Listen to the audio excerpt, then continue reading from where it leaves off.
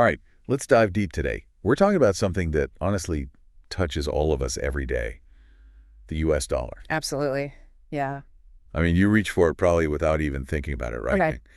But what if I told you that its position as like the world's leading currency, the reserve currency, isn't as secure as we might think? Interesting. And what if I told you the answer to that might be right under our noses, Uh, like hidden in a giant pile of U.S. debt?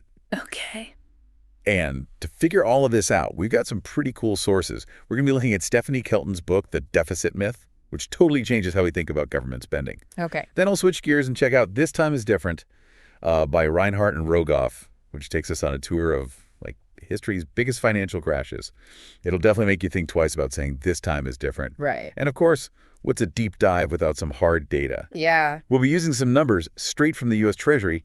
Get ready for some seriously big numbers. Yeah. What I find really interesting is that, we always hear about the national debt in the news, but we almost never connect it back to like the global power of the dollar. Yeah. It's like talking about a celebrity's fortune, but forgetting to mention their like blockbuster movies. You're missing the whole picture. Yeah, that's a great point. It's all connected. So let's start with The Deficit Myth, Kelton's book. Okay. She says that governments that can print their own money, like the U.S., they don't have to worry about balancing the budget the way we do, with our own personal finances. Right. Wait, is she serious? That sounds kind of like saying, if you're short on rent, just print more money. Yeah, it does sound pretty radical at first, but what she's talking about is the unique situation that governments with sovereign currencies have. Okay. They're not like you and me. They can literally create more money. Okay. The real limitation, Kelton argues, isn't really the deficit itself. It's more about the risk of causing, big time inflation if they get too carried away. I see. So let's think about a real world example here. The Congressional Budget Office is reporting a big increase in the Department of Defense budget. Right. So are we like on the fast track to crazy inflation because of this? Well, that is the million-dollar question, isn't it? Yeah. To answer it, I think we've got to consider a lot of different factors like, the overall state of the economy, supply chains, what's going on with consumer demand. Okay. If the economy can kind of absorb this extra spending without prices going through the roof, then Kelton's argument holds water. Right. But if we see prices just skyrocketing, it could be a sign that things are out of whack. I see. So it's not like a simple yes or no. You really have to look at all the surrounding context and see how the economy is reacting. Exactly, yeah. Now, here's another thing from Kelton that really surprised me. She claims that U.S. national debt is actually like a good thing for people who own U.S. bonds. Hold on. How can debt be a good thing? Right. That's like saying my credit card balance is my best friend. Okay, let me break this down. So U.S. bonds, they're like IOUs from the government, right? Okay. Yeah. Promising to pay back the money they borrowed with interest. And people see them as a pretty safe investment because, at least in theory, the U.S. government can always print more money to fulfill its promises. Okay. Think of them like a special type of savings account, one that's backed by the U.S. government. So instead of like hiding cash under our mattresses, we can lend it to the government and get a little return? Yeah, that's the idea. And here's another twist. Even the U.S. government invests in its own debt. Oh, wow. Think of programs like Social Security. They buy U.S. Treasury bonds. So it's like they're lending money to the government to make sure they can make those future payments. It's like a financial snake eating its own tail. Yeah. That's amazing. But what does all this mean for, regular people like us? How does this affect our own savings and investments? That's a great question. And it leads us right back to the core of our deep dive today. Global confidence in the dollar. Okay. Yeah. The value and stability of those U.S. bonds, the ones that many people depend on for their retirement, their savings, they're tied directly to how much the world trusts the U.S. dollar. Right. And if that trust starts to fade, well, those investments could lose value. Okay, so this is getting serious now. Yeah. Let's talk about the elephant in the room, the size of this debt. According to the U.S. Treasury's debt to the penny, the national debt is, drumroll please, over $36 trillion. Wow. That's a 36 with 12 zeros after it. Like, how do you even grasp a number that big? It's mind-boggling. And here's where things get really tricky. That huge debt combined with, these rising interest rates, it creates a tough situation for the U.S. Okay. Higher rates mean the government's got to pay out more money just to cover the interest on what it's borrowed. Yeah. It's like, imagine your credit card interest rate suddenly jumping way up. That's kind of what's happening here, but on a massive scale. Yeah, that's got to hurt. So it's not just the debt itself, it's the cost of just keeping up with the payments that's a problem. Yeah. So what can the U.S. do about this? Well, there are a few things they could try, each with its own upsides and downsides. Some folks say we need to cut spending to get the deficit under control. Okay. That could mean less funding for government programs. Yeah. Others think we should raise taxes to bring in more money, but that could slow down the economy if we're not careful. It's a hot button issue, for sure. Yeah. Republicans and Democrats, they often disagree on the best way to tackle this, Right. So no easy answers there. But let's zoom out a bit and focus on the main question. Can the U.S. really stay on top, keep its economic leadership, if the world starts losing faith in the dollar? I mean, that's the big question, right? That's the crux of it, yeah. The dollar being dominant gives the U.S. incredible power and flexibility in the world, but if that confidence crumbles, well, the consequences could be huge. Yeah. Picking up where we left off, let's imagine, for a second, what if the dollar's grip on the global financial system starts to weaken? Like, what happens then? Right. Yeah. Well, for starters, other currencies, they'd probably step in to fill the void. Okay, so it's like a financial Game of Thrones. Who are the main contenders, like vying for the crown, and what are their chances, really? Well, the euro is definitely a strong contender. Okay. It's the official currency for 20 European Union countries, a pretty sizable economic bloc. And it already plays a big role in international trade and finance. Yeah, strength in numbers, right. Yeah. But hasn't Europe had, its own share of economic issues? That's true. The Eurozone has had its challenges for sure. They've had some sovereign debt issues and concerns about, the stability of some of their banks. Yeah. And these internal struggles, they can definitely impact how the world views the euro. So not a guaranteed win for the euro, then. Who else is, in the running? Well, I'd keep an eye on the Chinese yuan. Oh, interesting. China is a major economic powerhouse, and they've been, actively pushing for the yuan to be used more in international trade. Yeah. It's part of their long-term plan to increase its global influence. Okay. Yeah, China's definitely a force to be reckoned with. Yeah. But their financial system, it's not exactly known for being transparent, right? Yeah. Would that make some investors a little nervous? Yeah, you've hit on a key point there.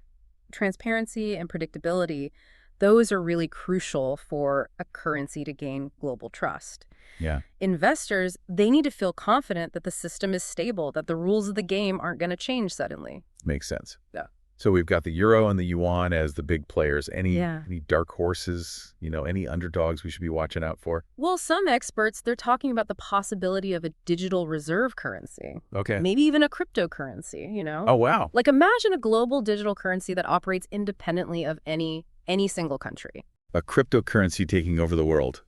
That sounds like something straight out of science fiction. Yeah, it's pretty futuristic. But with all the ups and downs we've seen in the crypto market, that seems like a long shot, doesn't it? It's definitely a long shot, at least for now. But you got to remember, the financial landscape, it's constantly changing. Right. New technology, shifts in global power, those things can create unexpected opportunities. So the future of money could be totally different from what we know today. That's kind of mind-blowing. But let's get back to the present for a minute. If confidence in the dollar does start to shake, what are some early warning signs, like things we should be looking out for? Well, one key indicator is the value of the dollar, compared to other major currencies. If we see it, consistently dropping, meaning it buys less of those other currencies, that could be a signal that something's up. Okay, so if I'm planning a trip overseas and suddenly my dollars don't get me as far, that's a bad sign. Exactly. Another red flag is if we see a decrease in the percentage of global reserves that are held in U.S. dollars. Okay. Central banks around the world, they hold foreign currencies as reserves, and if they start cutting back on their dollar holdings, it could mean they're shifting their preferences. So less demand for dollars globally equals less global influence for the U.S., basically. That sounds like a slippery slope.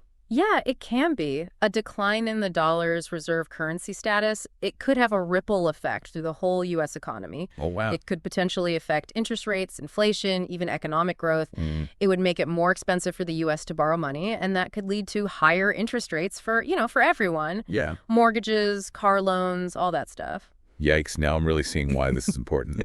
But understanding this stuff, these dynamics, it can help us make smarter choices financially, right? It's like getting a heads up before a storm hits. Absolutely. Knowledge is power. But we also got to remember economic predictions, they're not set in stone. Right. There's a lot of factors involved, and predicting the future it's a complicated business. Yeah, no crystal balls here. But speaking of history, this time is different. That book, it did point out some patterns that repeat in financial crises. Can those patterns give us any clues about what might happen with the dollar? Well, the book really emphasizes that, when you have excessive debt, it's often been a sign of trouble to come, financial turmoil. Yeah. The circumstances are never exactly the same, but understanding historical trends can help us identify potential risks. It's like having a map that shows you where the pitfalls might be, even though the terrain has changed a bit. So knowing that debt has caused problems in the past, we should be really paying attention to what's happening in the U.S. right now. I mean, $36 trillion, that's a lot of debt no matter how you look at it. It's definitely a number that deserves attention, that's for sure. The key is for the U.S. to show that it can manage this debt well, Yeah. and to address the things that could erode global confidence. Okay, so keeping an eye on the situation is crucial. But what about solutions? Like, are there concrete steps the U.S. could take to boost confidence in the dollar? Or are we just along for the ride at this point? There are always policy options, things to consider, although they often involve trade-offs, Yeah. and potential downsides. There's no magic bullet. All right, so let's hear it. What are some of these options? Well, one approach is to focus on fiscal responsibility, try to reduce the deficit and stabilize the national debt. Okay. This could mean, a mix of spending cuts and raising revenue, like through tax reform. Ah, the old debate of spending cuts versus tax hikes. Yeah. Always a lively one. What are the pros and cons of each? Well, spending cuts, they can definitely help rein in the deficit, but they might also mean making some tough decisions about what programs to prioritize. Yeah. And tax increases, those can bring in more money, but they might also have an impact on economic growth if they're not implemented carefully. It's a delicate balancing act. No easy answers there. Yeah. So what other options are there? Another strategy is to focus on making the U.S. economy stronger for the long haul, Okay. boost its growth potential. This could involve things like investing in education, infrastructure, and innovation. Right. Things that aim to increase productivity and make us more competitive.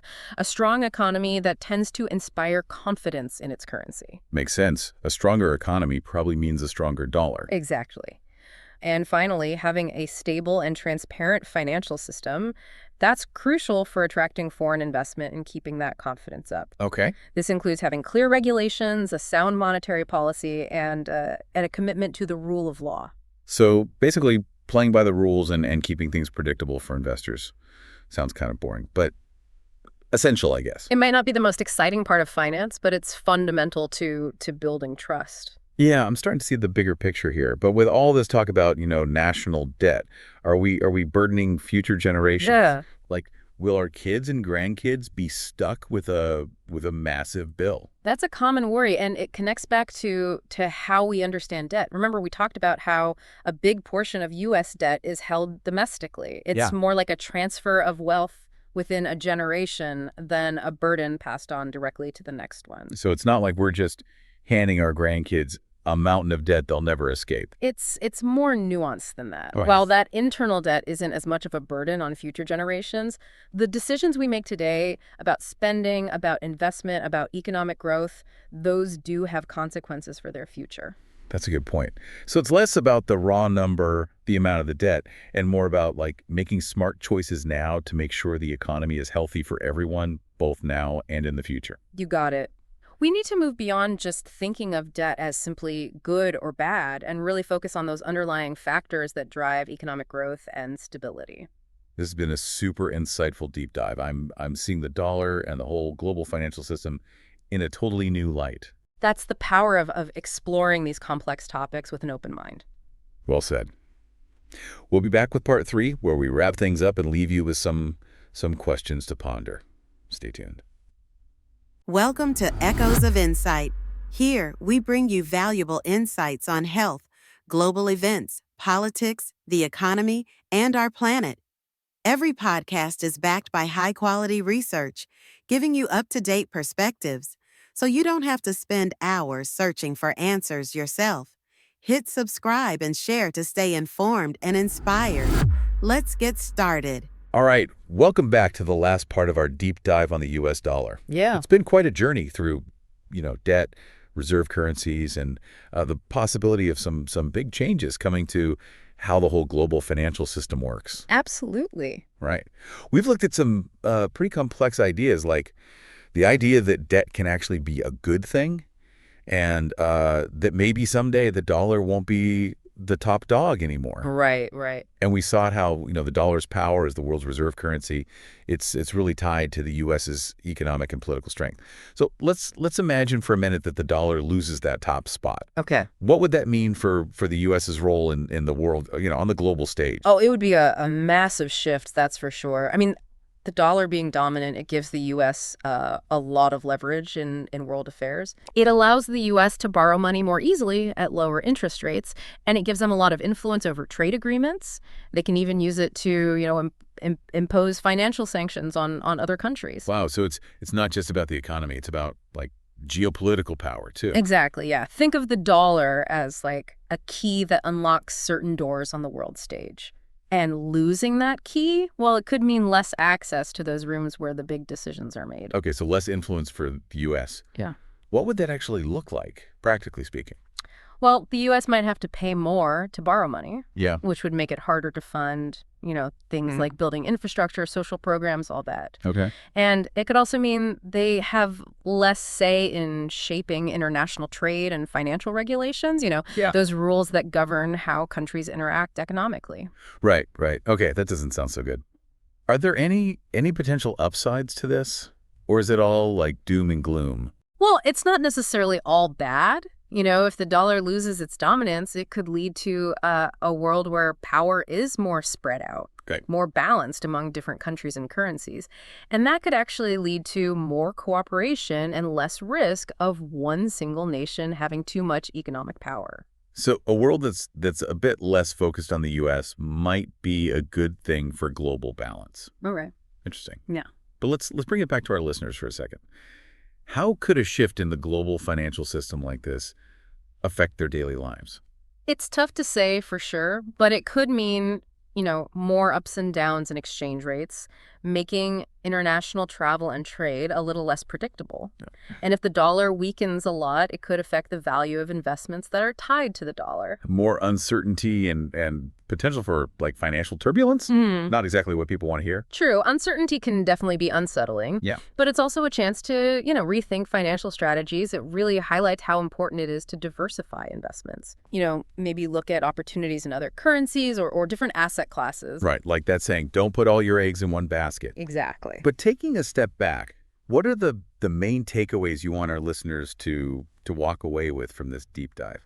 Well, I'd say the biggest takeaway is that the dollar's future as the world's reserve currency, it's not a sure thing. Things like rising debt, those rising interest rates, and the rise of potential challengers, all that can chip away at its dominance. Right, and we've seen how those changes in the financial world can have real impacts, both for the U.S. as a whole and for individuals. Absolutely. Staying informed, understanding what's going on, and making smart decisions, it's all more important than ever. Couldn't agree more. Well, to wrap things up, let's leave our listeners with a question to think about. If the dollar does lose its status as the reserve currency, what could replace it?